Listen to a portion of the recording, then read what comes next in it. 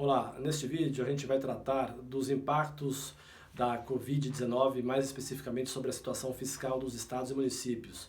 Eu vou dividir esse vídeo em três partes: no pré-crise, durante a crise e no pós-crise. Bom, no pré-crise, o que nós tínhamos? Vários estados em situação fiscal complicada, né? Tínhamos 15 estados dos 26, mais o Distrito Federal, com capacidade de pagamento classificado como C ou D, pelo Tesouro Nacional, que mostra que são notas ruins, né?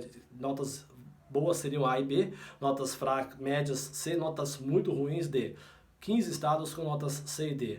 E então já havia uma situação complicada para esses estados, mesmo tendo havido já algumas medidas de auxílio para esses estados, como por exemplo o regime de recuperação fiscal, que só o Rio de Janeiro aderiu, ou a Lei 156 de 2016, que era uma renegociação de dívida dos estados. E 19 dos estados que participaram e aderiram a essa renegociação da dívida, mais da metade não conseguiu cumprir com suas metas de conter o crescimento dos gastos, e aí veio uma formulação do Plano Mansueto, que era uma espécie de uma nova proposta para ajudar esses estados em situação nota C, né? Isso foi durante o pré-crise. Veio agora a crise da Covid-19 e o que a gente sabe que vai acontecer? Um aumento do déficit das contas públicas e um aumento brutal do endividamento público brasileiro. Se a gente já era um país endividado, se existiam estados e alguns municípios em situação frágil, a crise vai piorar ainda mais. Então, algum tipo de auxílio está sendo desenhado. E não tem como não ter um auxílio da União nesse sentido. Por quê?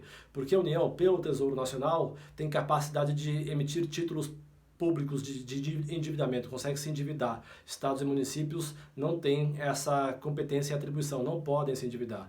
E como eles devem para a União, para que eles possam adquirir novos empréstimos na rede bancária, etc., a União tem que autorizar. Mas a União tem medo de autorizar porque, caso esses estados fiquem inadimplentes, ela paga a conta.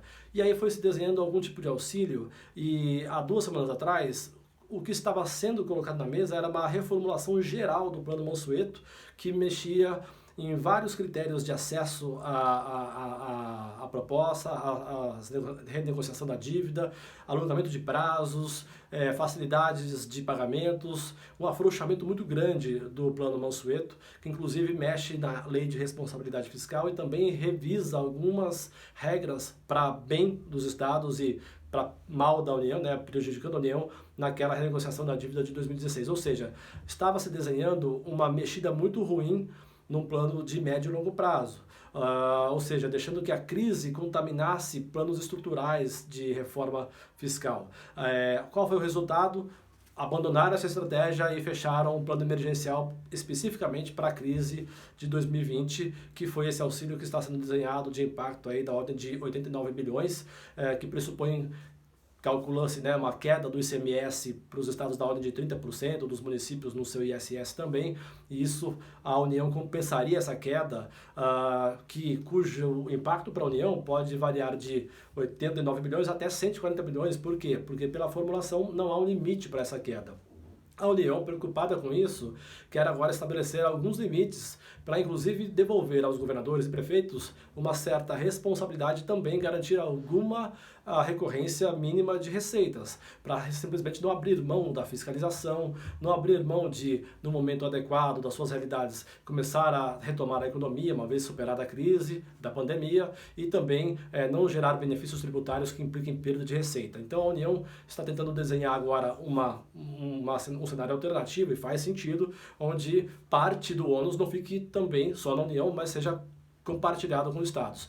E aí a saída do pós-crise todos sairemos mais endividados. O que fazer? Retomar a agenda de reformas, inclusive o próprio Plano Mansueto e outros planos de renegociação da dívida com os estados. É claro que agora é a hora de entendermos as duas realidades. A União precisa garantir que a conta não fique só nela, porque aí o Brasil inteiro paga a conta, mas os estados e os municípios também precisarão de algum auxílio da União para conseguir fazer a migração rumo a uma retomada da responsabilidade fiscal.